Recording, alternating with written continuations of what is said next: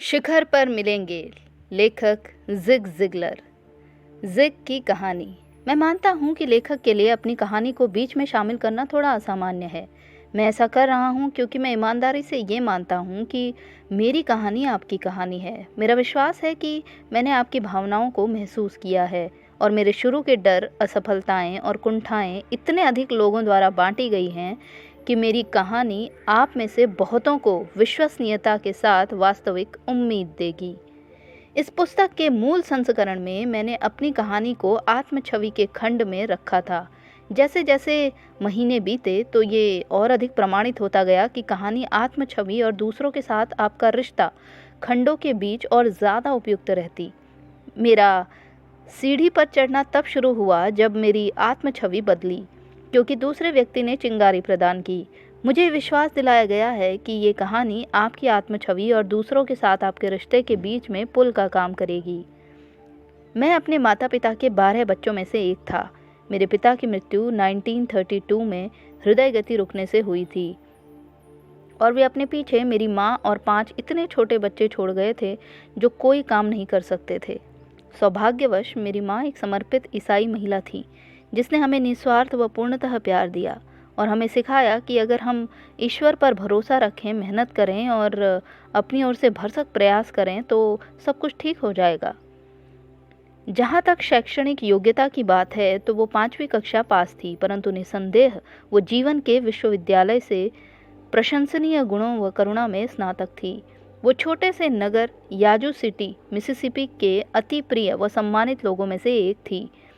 जब वो इतनी बूढ़ी हो गई कि कुछ कमा नहीं पाती थी तो भी वो बैंक जाकर अपने हस्ताक्षरों से अपनी ज़रूरत के अनुसार कोई भी धनराशि उधार ले सकती थी। उसने कभी ईश्वर के प्रति या सच्चाई के प्रति अपने प्यार से समझौता नहीं किया। उसके लिए कोई चीज़ या तो स्याह थी या सफ़ेद। उसकी सोच में कोई अस्पष्टता या धुंधलापन नहीं था।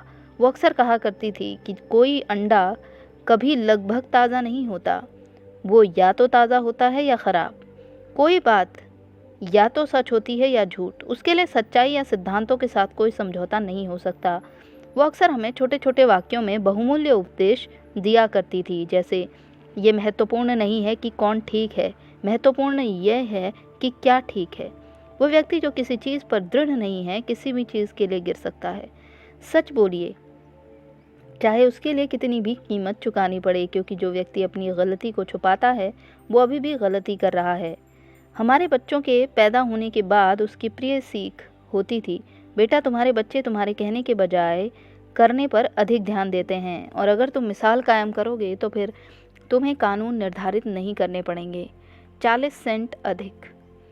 एक सरल सी कहानी उसके दर्शन को स्पष्ट कर देगी। एक नौजवान लड़के के रूप में एक ग्रॉसरी स्टोर में हर शनिवार को सुबह 7:30 बजे से लेकर रात 11:30 बजे तक काम करके मैं अच्छा खासा 75 सेंट कमा लेता था।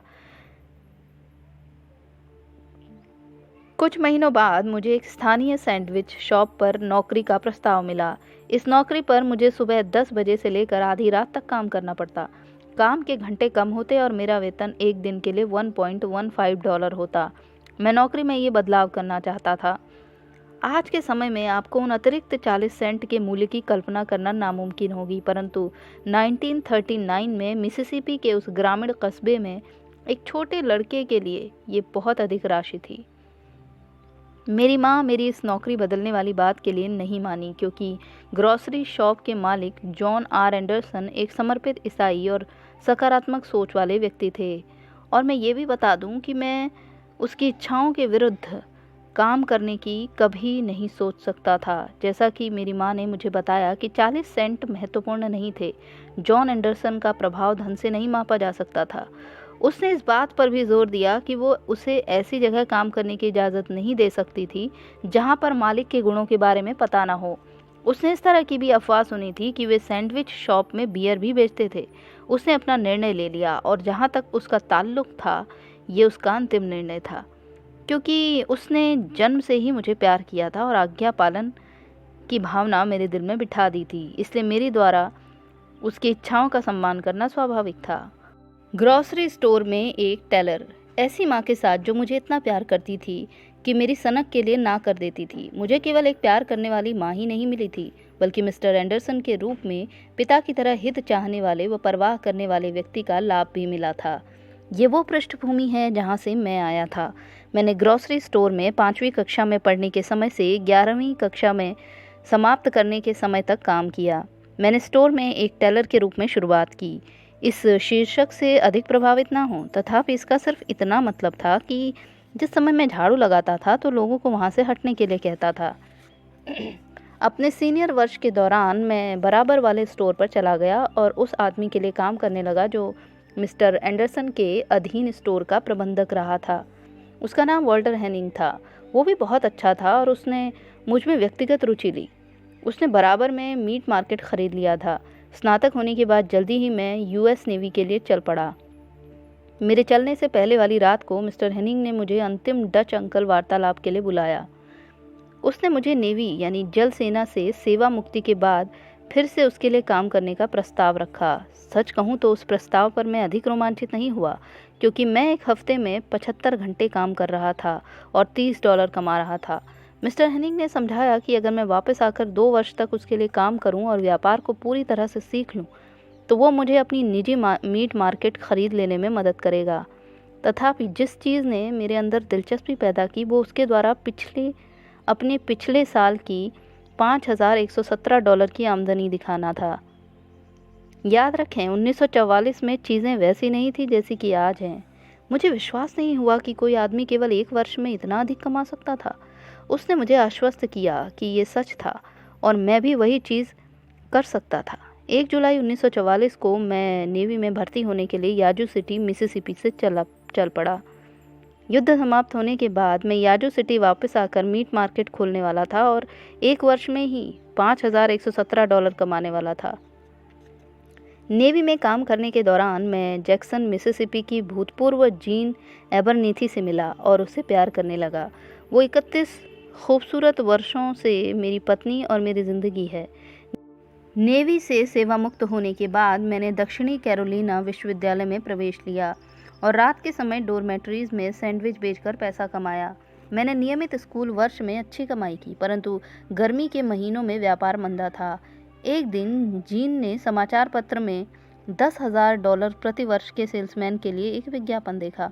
मैंने सोचा कि यह संयोग ही था कि उन्हें $10,000 प्रति वर्ष का सेल्समैन चाहिए था, क्योंकि हम निश्चित रूप से $10,000 चाहते थे। मैंने मुलाकात के लिए समय निकाला और साक्षात्कार के लिए गया। मैं अत्यंत उत्साहित और रोमांचित घर वापस आया और अपनी पत्नी से कहा कि हमें नौकरी मिल गई और हम 1 वर्ष में $10,000 बना लेंगे। वो भी बहुत रोमांचित हुई और उसने पूछा कि कब से नौकरी शुरू करनी है। मैंने उसे बताया कि उस आदमी ने कहा है कि वो संपर्क में रहेगा। अपने जीवन में उस समय मैं इतना नौसिखिया था कि मैंने ईमानदारी से ये मान लिया था कि नौकरी मेरी हो गई और मैं ये समझ नहीं पाया कि मुझे अस्वीकार कर दिया गया था। 1 महीने के बाद जब मुझे नौकरी के बारे में कोई सूचना नहीं मिली तो मैंने पुनः अपनी रुचि दिखाते हुए और ये पूछते हुए कि मुझे नौकरी कब से शुरू करनी है उन्हें एक पत्र लिखा। उनका सीधा सा जवाब आया, हमें नहीं लगता कि आप बेच सकते हैं। मैं पीछे लगा रहा और अंततः 1 और महीने के बाद वे मुझे एक ट्रेनिंग स्कूल में डालने के लिए सहमत हो गए। तथापि उन्होंने ये स्पष्ट कर दिया कि अगर ट्रेनिंग समाप्त होने पर भी उन्हें ऐसा नहीं लगा कि मैं बेच सकता हूँ तो वे मुझे नौकरी देने के लिए वचनबद्ध नहीं होंगे। काम कुकवेयर बेचना था और वेतन कमीशन के आधार पर था। ट्रेनिंग के बाद उन्होंने मुझे अवसर दिया। अगले 2.5 वर्षों तक अपने सेल्स मैनेजर बिल क्रैनफोर्ड की बहुत मदद के बावजूद मैं केवल ये सिद्ध कर पाया कि वे लोग बिल्कुल ठीक सोचते थे। गलत ना समझें, इसका मतलब ये हरगिज़ नहीं है कि मैंने कुछ ज़्यादा नहीं बेचा, क्योंकि मैंने ज़रूर बेचा। मैंने अपनी कार बेच दी और फर्नीचर बेच दिया। एकमात्र चीज़ जो इस आखिरी लाइन को सच में मजाकिया होने से अलग रखती है वो इसका सच्चाई से गहरा रिश्ता है। पानी में गिर जाने से आप डूब कर नहीं मरते। मुझे इस बात की परवाह नहीं है कि आप कितने निर्धन हैं या रहे हैं। मैं ईमानदारी से ये मानता हूँ कि मैं आपसे अधिक निर्धन रहा हूँ। मैं इस बात की परवाह नहीं करता कि आप कितने निराश या हताश हैं अथवा रहे हैं। मैं ईमानदारी से ये मानता हूँ कि मैं उससे भी अधिक निराश व हताश रहा हूँ। मेरा एक अच्छा मित्र कॉवेट रॉबर्ट, जिसकी एक वक्ता व सेल्स प्रशिक्षक की योग्यता को उसके मानवीय गुण ढक देते हैं, कहा करता है, आप पानी में गिरने से डूब नहीं जाते, आप तभी डूबते हैं जब वहाँ रुके रहते हैं। वो ये भी कहता है, हताश होने में कोई बुरी बात नहीं है, परंतु अपने आप पर हताश मत होइए। आपको गिरा दिए जाने से आप हारे हुए नहीं होते। आप हारे हुए तभी होते हैं जब आप नीचे पड़े रहते हैं। व्यक्तिगत रूप से मैं मानता हूँ कि मैंने अपना सेल्स कैरियर इतनी बार छोड़ा अपने दिमाग में, जितनी बार किसी भी व्यक्ति ने जो कभी इस पुस्तक को पढ़ता है उसने जो कुछ भी वो कर रहा है उसे छोड़ने के बारे में सोचा होगा। ऐसे में मेरा निर्धन होना, कर्जदार होना और जो कुछ मैं कर रहा था उसके बारे में अनिश्चित होना तथा आज के बाद अगले दिन के बारे में वाकई ना जानना कि मैं डूबूंगा या तैर जाऊंगा हतोत्साहित करने वाला था। ऐसे समय में अपने से बड़ी किसी चीज़ में विश्वास कितना अधिक महत्वपूर्ण होता है। साथ ही मेरी माँ के साहस, समर्पण व दृढ़तापूर्वक लगे रहने की मिसाल मेरे लिए अमूल्य थी, जिसने एक अद्भुत प्रेरक मार्गदर्शक के रूप में कार्य किया। मुझे ये स्वीकार करना होगा कि वो समय बहुत कठिन था और निरुत्साह अक्सर मेरा साथी होता था। मुझे अक्सर एक बार में 50 सेंट मूल्य का पेट्रोल यानी कि गैसोलीन खरीदना पड़ता था और अगर कभी मैंने गलती से थोड़ा ज़्यादा खरीद लिया तो मुझे ग्रॉसरी स्टोर पर 1 या 2 चीज़ें वापस करनी पड़ती थी। जब हमारी पहली बेटी पैदा हुई तो अस्पताल का बिल केवल $64 का था। समस्या ये थी कि हमारे पास $64 नहीं थे। मुझे उस बिल के भुगतान के लिए 2 सेल्स कॉल करनी पड़ी थी। हम निर्धन थे क्योंकि मेरी छवि निर्धन थी और सेल्समैन के रूप में मेरी निपुणताएं संदिग्ध थीं। इस बात को समझाने के लिए और सभी लड़खड़ाते हुए सेल्स के लोगों को साहस देने के लिए मैं अपनी अयोग्यता की किताब से एक सच्ची घटना बताता हूँ, जो किसी भी बिना लिखित निर्देशों के टेलीफोन बूथ से बाहर निकलने के लिए पर्याप्त जोश रखने वाले व्यक्ति को बहुत हिम्मत दे सकती है। कुछ अनुभवी सेल्समैन डिनर पार्टीज आयोजित कर रहे थे जिनमें सामूहिक प्रदर्शन होता था, अतः मैंने यही चीज़ करने की कोशिश की। मेरा पहला डिनर प्रदर्शन मिस्टर BC मूरा के साथ था, जो 2210 हाई स्ट्रीट कोलंबिया में रहते थे। जो संभावी ग्राहक Mr and Mrs Clarence Spence और Mr and Mrs MP Gates मौजूद थे। जब मैंने प्रदर्शन पूरा कर लिया तो दोनों संभावी ग्राहकों ने 1 दर्जन कारण बताए कि उन्हें वो प्रोडक्ट क्यों नहीं खरीदना चाहिए, परंतु दोनों ने अंत में यही कहा, मैं इसे लूँगा।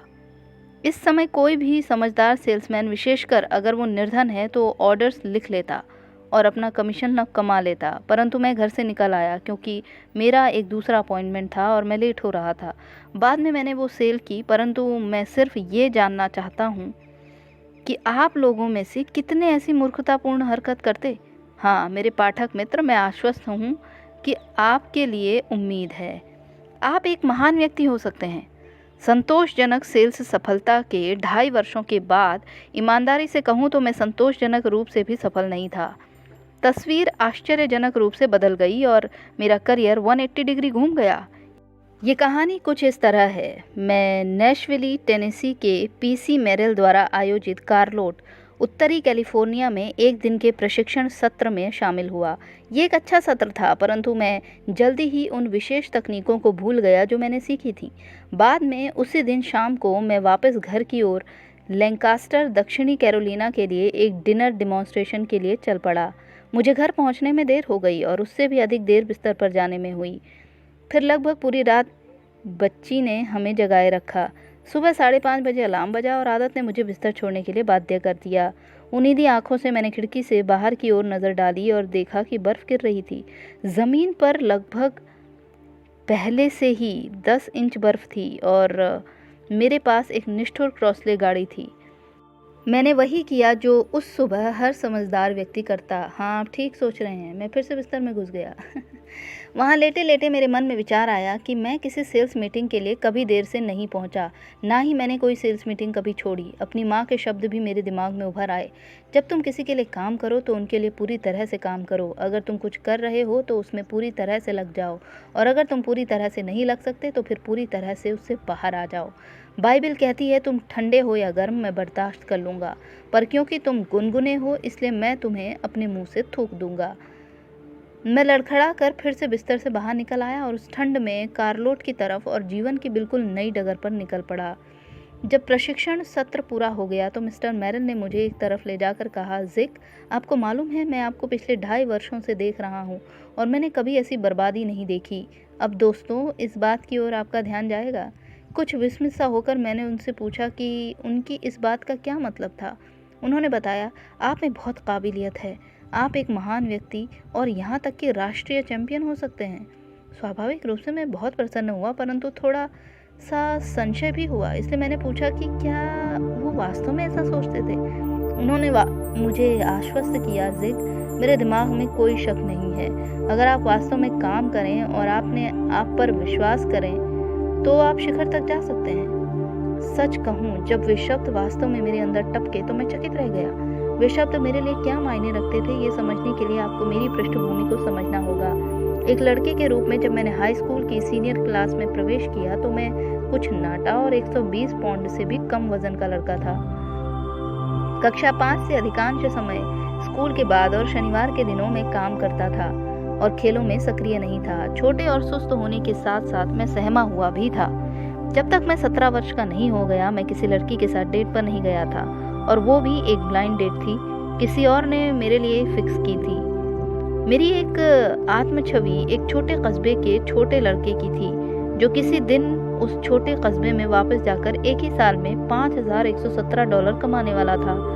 अब अचानक मेरे सामने वो व्यक्ति, जिसकी मैं बहुत प्रशंसा करता था और सम्मान करता था, मुझसे कह रहा था, आप एक महान व्यक्ति हो सकते हैं। सौभाग्यवश मैंने मिस्टर मेरिल की बात पर विश्वास कर लिया और मैंने एक चैंपियन की तरह सोचना, एक चैंपियन की तरह आचरण करना, अपने आप को एक चैंपियन की तरह देखना और एक चैंपियन की तरह काम करना शुरू कर दिया।